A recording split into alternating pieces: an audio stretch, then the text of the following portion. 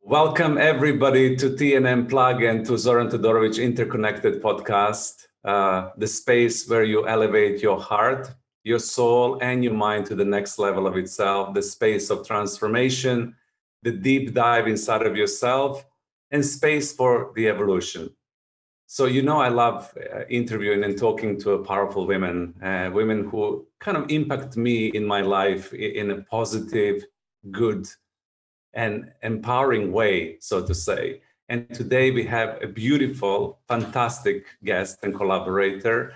We have somebody who really is significant in my life on so many different levels, because I've been following her career, her unfoldment through her life, her contribution to humanity, what she's done, how she evolved. And I'm so happy to invite and have with us Margaret O'Keeffe. So let me tell you a little bit more about Margaret, but you're going to sense, a little bit more about her as we talk in this recording. She is an outstanding coach, mainly team coach, facilitator, trainer, mentor, trustee. As you can see already, she has multidimensional expression. She's not just one, she's many, she fulfills many roles in her life. She's also specializing in practicing positive productivity across leadership, culture, and capabilities. She's passionate about helping people express their unique qualities, talents, in the ways that they can have fulfilling, credible, and sustainable lives. She's also co-founder of Conscious Leaders, collaborative coaching consultancy. Actually, Curious Leaders. That's Curious good. Maybe Leaders. I should change it. Yes. Now we are in Curious Leaders. Great, thank you. Curious Leaders, even better.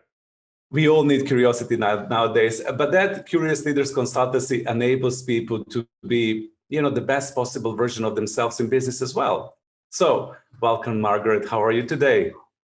Thank you, Zoran. I'm very well. I'm just enjoying bathing in your extensive introduction of me.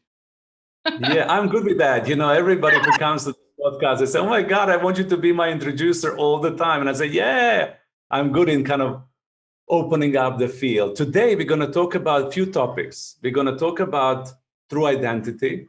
This is something that is dear and near to your heart, self-expression, authenticity. And then if you have time, we're going to talk a little bit about freedom as well.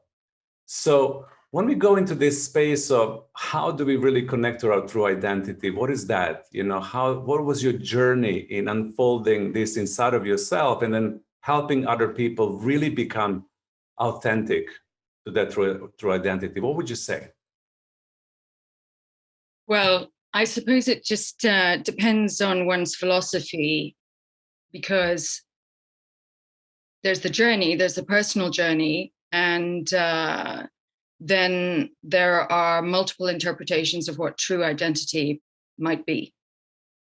And truth itself also is quite a subjective term.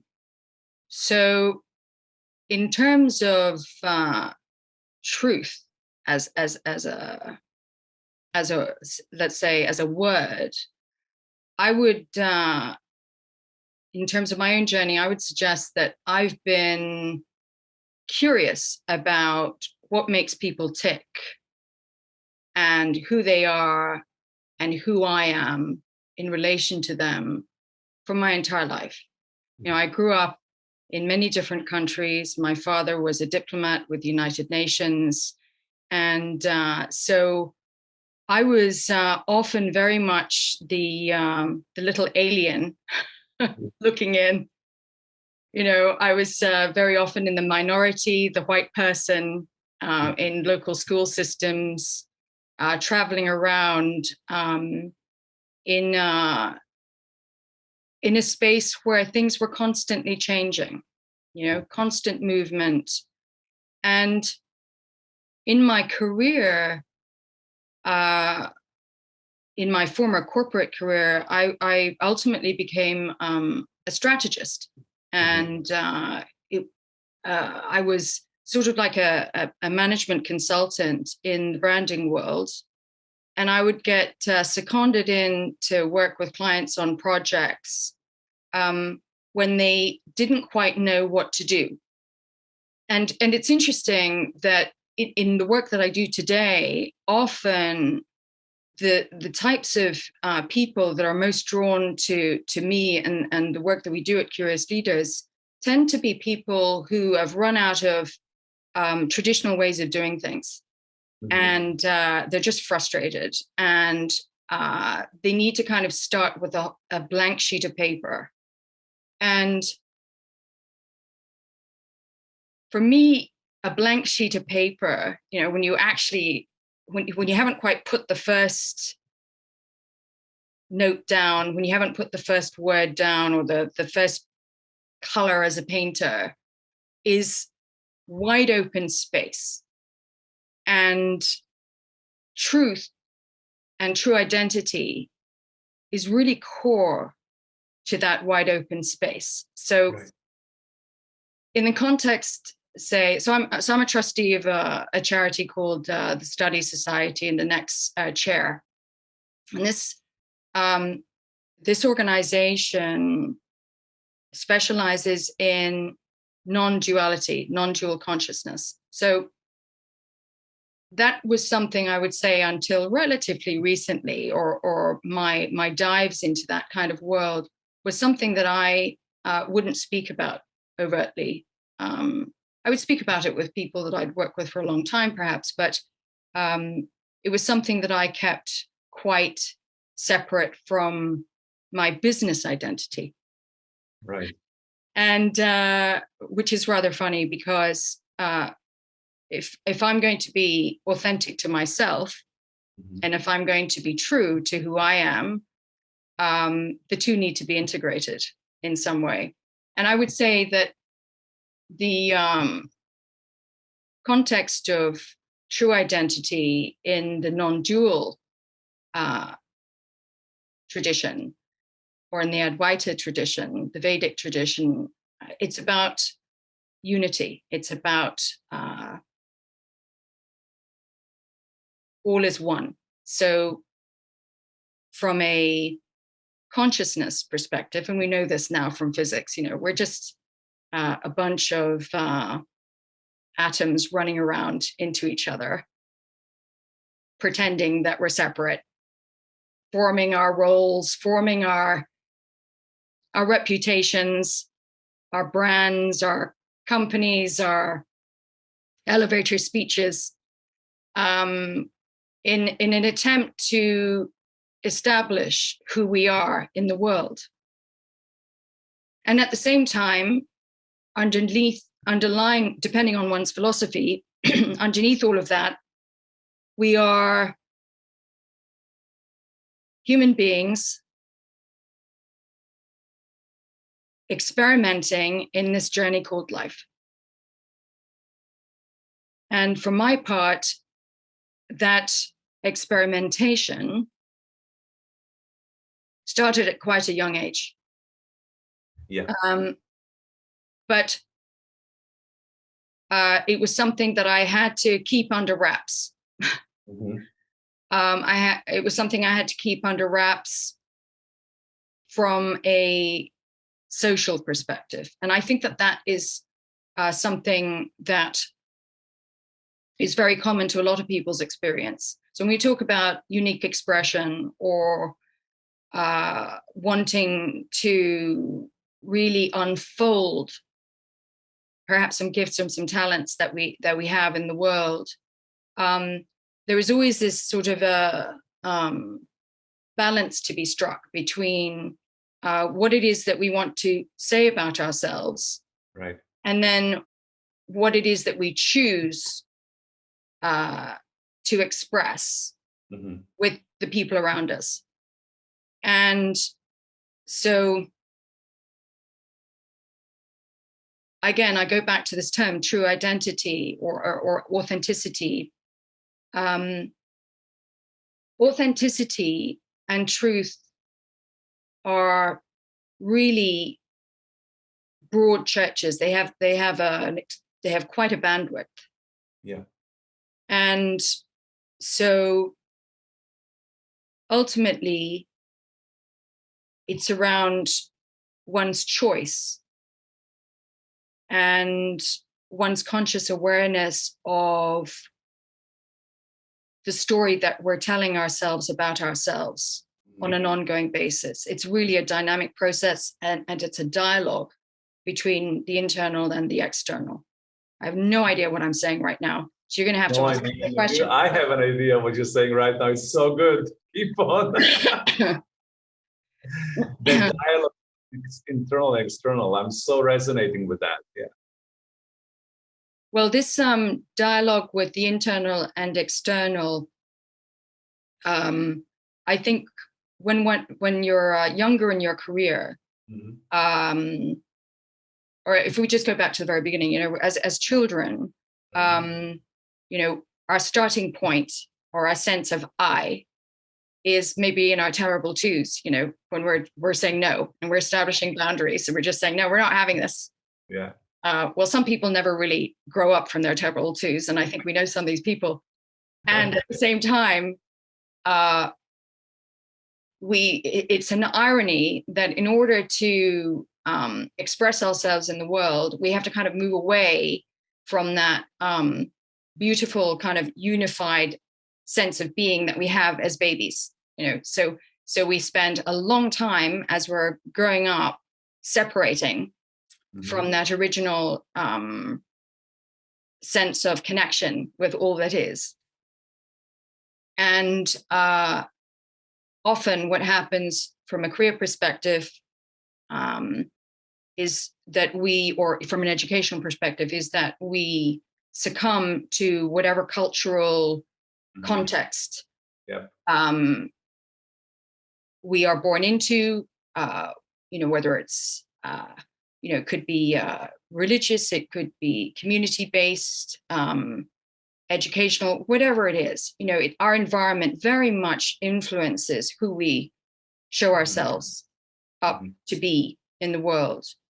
And so often what happens is that people's individual sense of agency really gets suppressed in that process.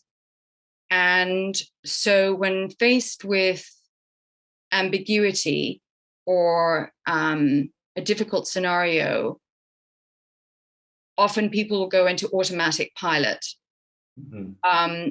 and do perhaps what the collective is doing as opposed to what they feel is right in their heart. Right. Or if we're going to get deeper in their soul as to what it is the right course of action. There's a great line, I think was the baseball player, Yogi Berra said, when you reach the fork in the road, take it. I love that, you know, because it's like this universal cosmic joke that, you know, we in order to be able to sustain ourselves and live in the world, we do have to make choices. And those choices often require some form of separation. Yet at the same time, to be able to really access inner space and a sense of expansion, we need to connect to that original authentic state. And I would say that in terms of authenticity, that is what authenticity is. And when we are positioning ourselves as leaders or as or in the roles that we have,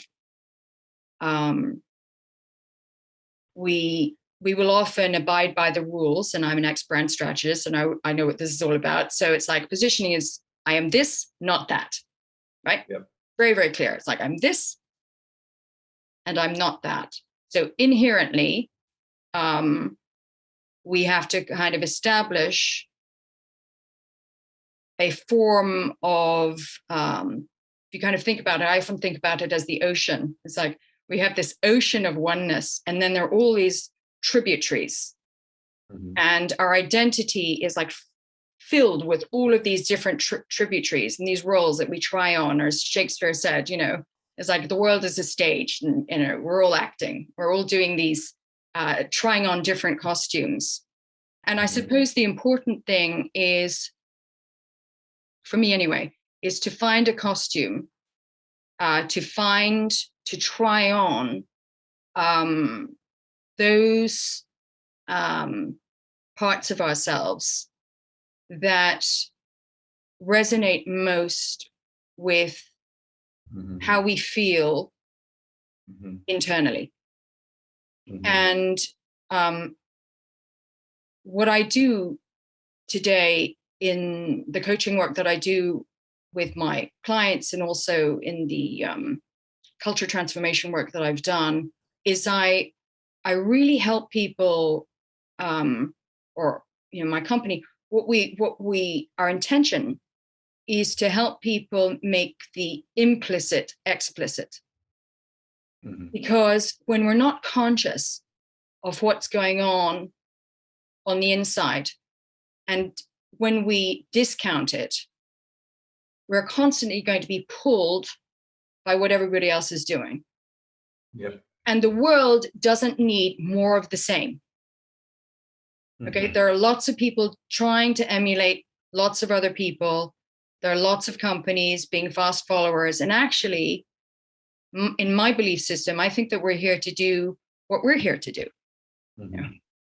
And yes, there is such a thing as best practice, which is also rather hilarious, because best practice implies that you're going to be able to, if you follow somebody else, that you're going to be able to replicate what it is that they're doing. Yet you have absolutely no experience that is relevant to their world. Yes. So trying to kind of mirror something based on somebody else's expertise or experience, while it might be interesting, is not really going to help you navigate your story.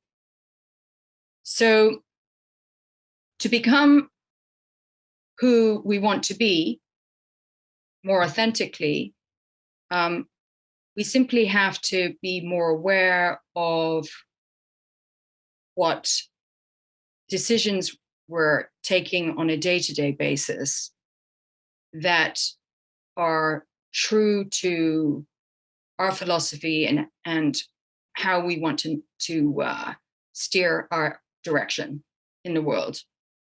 So people often say to me, "Oh, Margaret, what do you mean about identity? What is identity for you?" Because it's quite a loaded term, and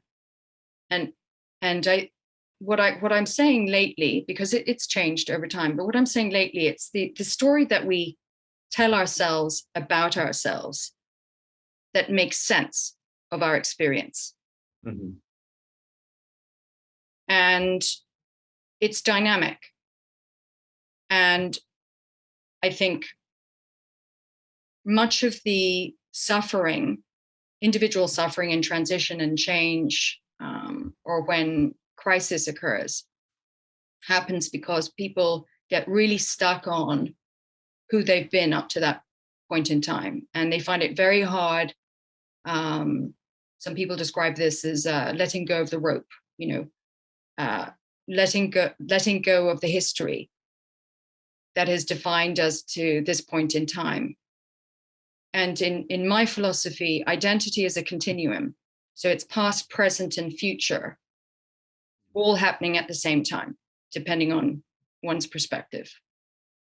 And much of the time, the pain is around really living from the past. And so the proverbial comfort zone that people like to say that they hang out in is often actually really not that comfortable. It gets to the point of excruciatingly uncomfortable before a choice is made to consider perhaps a different perspective around what's working and what's not working.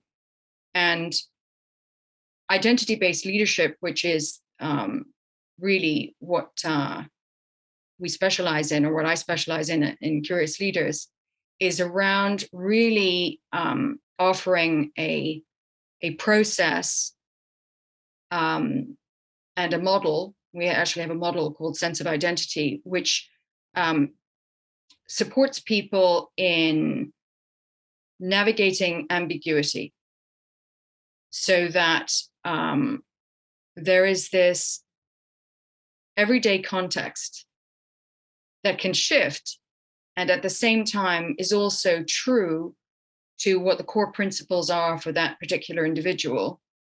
And in that process, what one is doing is aligning the internal and the external and constantly checking in with the intention of the direction of travel. Does that make sense? It does. It does. Beautiful. And how does one keep on aligning the internal and external? What is the process for everybody to do that, for example? The reason that I describe identity-based leadership as a practice is because the process is going to be necessarily different for every single individual, every team, and every organization. Now, there are portals into that. There are ways of navigating into it. And at the same time, everybody's starting point is different. As coaches, we say, meet people where they are. Okay. Yeah. If I started to tell people what my process is, I think they'd probably run a mile. They go, oh my goodness me. What? No. I mean, you know a little bit about some of the things that I've done. You know, I as part of my process, I actually steep myself in becoming a whirling dervish in an authentic Sufi tradition, which was super painful for me. And it was painful because it was something I felt compelled to do. Yeah. And it was something that I personally needed to do to get out of my head and connect with my heart. It's one of the ways that I've chosen to do that. So, you know, that's a lot more extreme than for most people. And that's because for years, and this often happens and has happened, it's not just for women, but also men in business, you know, that we armor ourselves. You know, we talk about the proverbial masks that we put on, and it becomes part of, you know, all of these different roles and different ways that we think we're supposed to operate become very, very difficult to unpick the more that we get steeped into them. And of course, then, you know, when one gets rewards and recognition and accolades for doing things that other people appreciate about what we're doing, where it's, you know, generating revenue, you know, landing the business, you know, what have you. And that gets constantly reinforced. And then we get into the gravy train of, you know, the salary and the promotion and the bonuses. It becomes just sort of a perpetual cycle until one day, and it happens to everybody at different times, one day there's a point of inflection or a turning point where we go, okay, this actually really isn't working for me anymore. And we'll either listen to that and do something about it if the volume is high on that internal voice, because it's probably been there for a long time and then just kind of gets higher and higher and higher. It becomes a crescendo, or we might decide to shut that voice down. And then there's, of course, you know, gradients in between. But I think the saddest thing is when people are really aware of the voice and go, not now. I need to kind of really notice this in clients in the financial services industry, like in banks. I'm going to, you know, leverage this to the hilt, going to make as much money as I can. And then Margaret, I'm going to do what it is that I want to do. Yeah. And it's like a binary choice and for them. And what I seek to do is help people understand that actually it doesn't have to be binary. I think perhaps everything that I'm doing today is helping people understand that we don't have to constantly go into these polarities on decision making. It's an and conversation. Life is not black and white. We need to kind of live in these spaces in between our conversations, and learn to be open enough to explore different forms of possibility and perspective. Now, in my case, I was a hard case. You know, I had to do a lot of stuff to to get out of my professional identity processing, you know, and so, and I would say it's been genuinely relatively recent that I can actually even talk about what propelled me into the work that I do today. You know, I remember I was at a Be the Change conference in 2006 in London, and there was a little exercise at this conference where everybody was supposed to hold a little sign up. And it was like everybody had their little island of what it is that they were into or passionate about or doing or specialized in. And it was a sort of like a bit of a networking gig. And I wrote down fear. Oh, wow. I wrote down fear. That was in 2006. Wow. Nobody came to my little island. I'm standing there all alone holding fear, that I was really fascinated about fear and how to deal with fear. Because I'd figured out in my corporate life and in business that a lot of unrealized potential was as a result of people being afraid to say what they thought. And now, back in 2006, I didn't exactly have positive language to attract people to my island. I was basically attempting to put myself out there, and goodness gracious me, talk about being shut down. Is like, what crabs do in a bucket. If a crab leaves a bucket, all the other crabs recruit that crab back into the bucket. You know, wow. That actually is a fact. And so I just thought, gosh, wow, obviously this is not landing and people are not ready to hear what it is that I have to say about this subject. I remember the first time, actually, I nearly whooped with exhilaration. I was running a leadership program for Telefonica, for the Telefonica group outside of Barcelona. And I was having a conversation with an HR director from Argentina, because I think I'd mentioned something about, I think I'd asked as part of a disruptive leadership program, you know, does anybody ever have a conversation around fear? And she came up to me, and her name's Miriam. I'd never forget this. Miriam, her name's Miriam Alvarez, actually. She's a fantastic leader. Is still in at Telefonica, I think, in Buenos Aires. And she came up to me, she said, Margaret, I've had conversations about fear.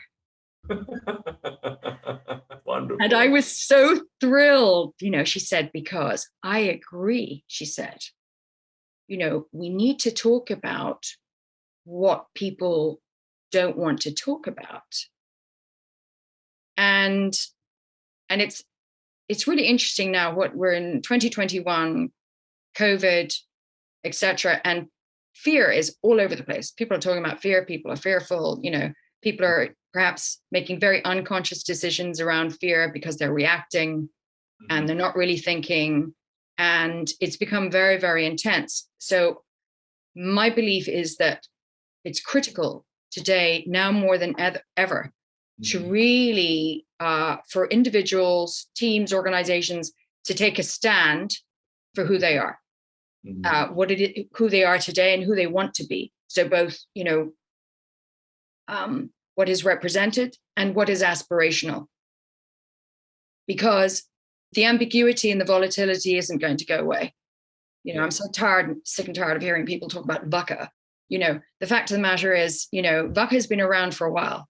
Yes. Okay. All these cute acronyms, or these we need to. I think what's really important, if I go back to what I was saying about the internal and external dialogue, is a different type of conversation. Is what I feel is really seriously needed at this point in time in history, with ourselves, with each other, and with the world at large. And I was thinking about this just in terms of the conversation that we were about to have today around, how did, from a curious leader's perspective, how did we actually get to the whole concept of identity-based leadership? Because it seemed at the beginning to be so abstract. Mm-hmm. And it really came out of, I would say, probably from my context, a bit of boredom, like doing how much resilience, confidence, emotional intelligence, team building, all of the kind of prototypical types of things that people do to help hone what are referred to as soft skills, which is also hilarious because they're the hardest skills, but soft skills in organizations. And, we were noticing that there were, from an HR talent management learning perspective, that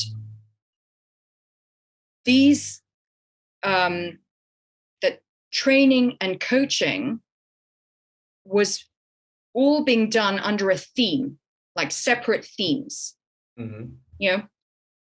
And at the same time, so there was like all this training going on, all this coaching going on, perfectly good and valuable in its own right, and at the same time, there was just a lack of holistic thinking or sharing around what was coming up in these individual programs. And then you'd have culture change or culture transformation programs happening at a higher level, maybe at the executive, in the C-suite context. And yet these worlds weren't really talking to each other. So we thought, how could you share and absorb and grow from the collective conversation? Mm-hmm.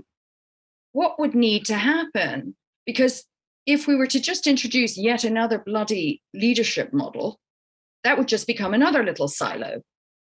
Correct. So what could we do? So we came up with this sense of identity framework and process, which is contextual, so that you could take anything that you've done to date, no matter what journey you've been on, and put it into this model, and start from there and make it pragmatic. Because there's a huge need to simplify complexity. Mm-hmm. And because people, generally speaking, are in such overwhelm at the moment, there's a tendency to just want a solution, a result. Right. Like, what's the benefit? Okay, well, Margaret, what's the benefit of what it is that you're doing?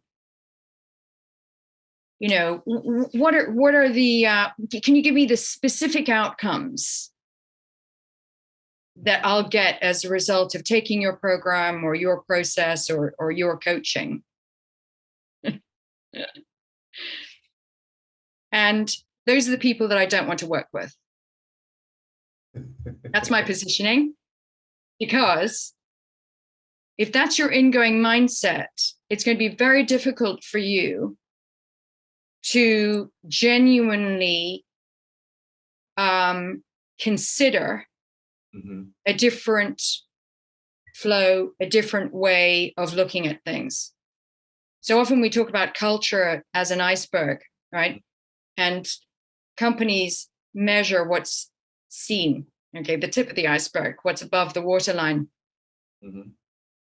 And what really drives that iceberg is what's under the waterline, the currents. And the currents are based on feelings, dreams, behaviors. And I suppose in order to improve or shift, change the trajectory, and choose a different reality, you've got to be able to harness the wind. And in order to harness the wind, you need to understand the currents. It's funny, Matthias said to me the other day that actually that's what Vikings did. That's how they and I suppose I am a descendant of Vikings. So they would look at the wind and the currents, and that's the only thing that they had to navigate. That's it. It's the only thing that they had. And I think that we need to come back to basics.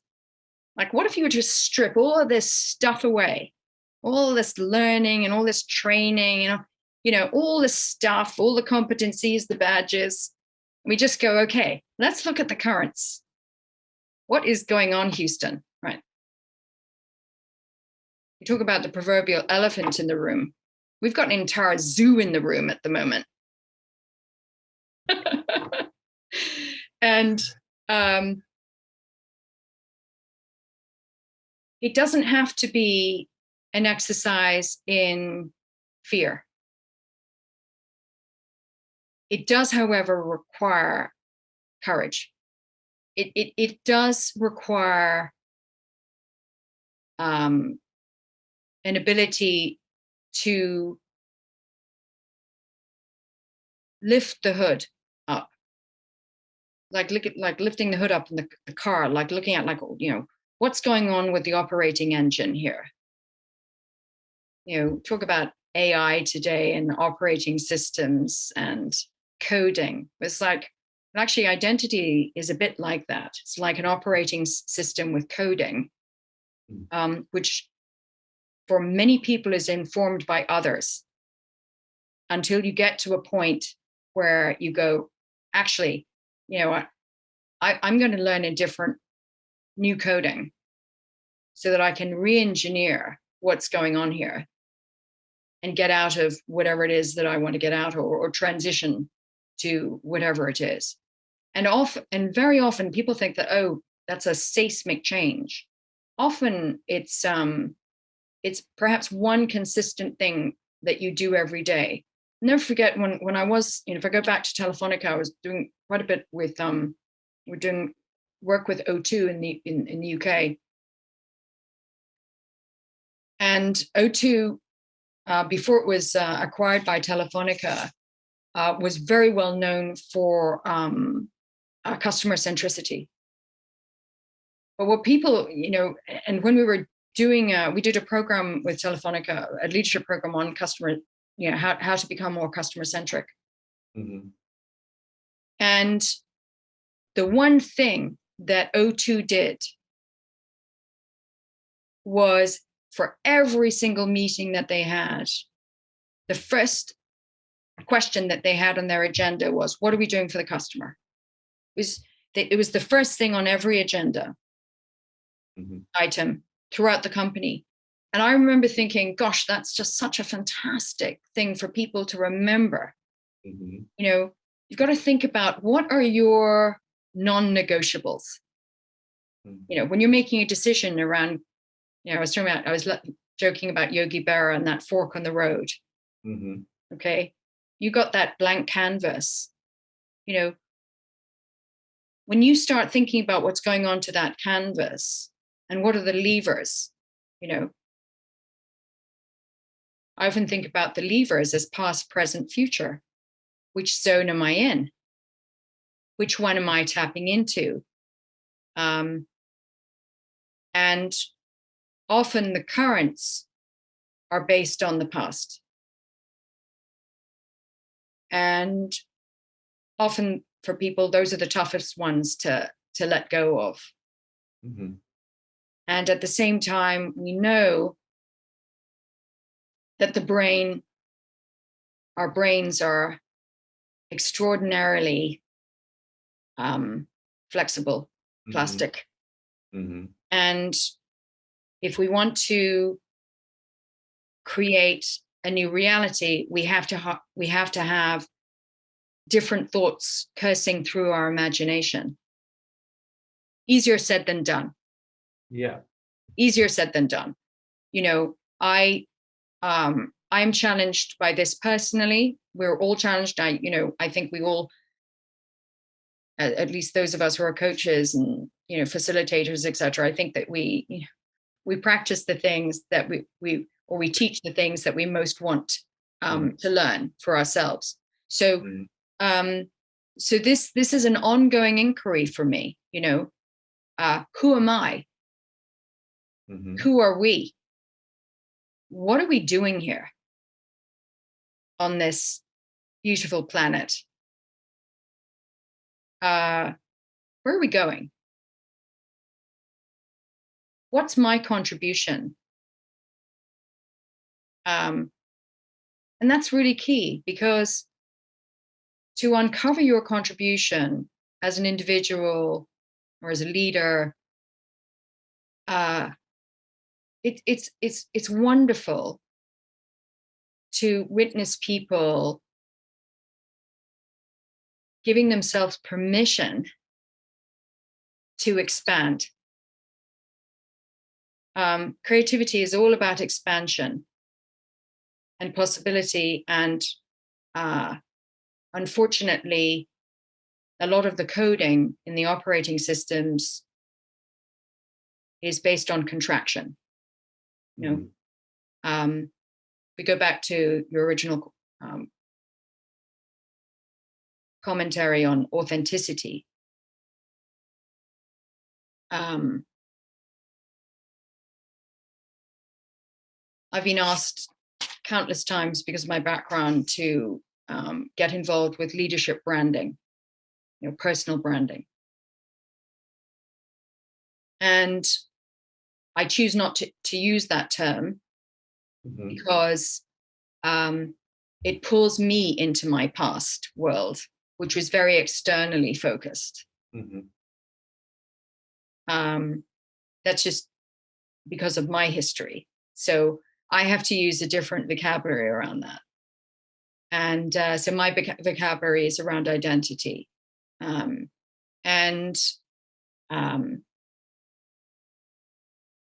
terms of true identity and authenticity, in a world where people are being told over and over again, fake it till you make it, I'm not so sure that that's the best reinforcement for authenticity. Yeah. Right? I do understand fail forward. Yeah. I understand learning something new. And at the same time, I think we have to become ever more conscious of the language that we're using, because language creates reality. We know that from culture. Anthropologists are really clear about that. In fact, the way to eradicate a culture is to eradicate its language. Exactly. So what language are we using to express ourselves? And I would suggest we need to become more creative about the language that we're using. Even like words like values now. Like I was all about values back in 2006, whatever. I got trained up in Richard Barrett's culture transformation tools and values and the measurement of values, etc., which I think is a fabulous tool set. And at the same time, I think the minute a word becomes a something that has a particular meaning, and then that word that has a particular meaning becomes commoditized, it loses its meaning. So much wealth of sharing from you, Margaret. Thank you so much. I'm sure our audience is going to listen again and again and again. I really enjoyed holding space for you and allowing this wonderful stream of consciousness to just unfold in your presence. So thank you so much for that. I've learned so much from this conversation. So as we are wrapping up and running out of time, how would you like to end? What would you like to say just to close this so that the audience feels that sense of completion from you? Well, I would like to invite anyone listening to this, in the event that they haven't done something like this before, to ask themselves one simple question: who am I? And to maybe try for 5 minutes a day for a week, writing in a journal a response to that question, without censoring, without editing, just free flow, download in response to that question and see what comes up. There you have it. Call for action for our wonderful listeners. Thank you so much for tuning in today to TNM Unplugged and to the Zoran Todorovic Interconnected podcast. It was my joy and pleasure, Margaret, to be with you today. Thank you so much. We hope you're going to enjoy this show and come to the other shows as well. Having a great afternoon, wonderful evening across the world. Margaret, once again, thank you so much for being with us today. Thank you so much, Zoran. It's always such a delight to speak and to connect with you, and bravo for all that you do. Bye for now. Bye, everybody. Bye-bye.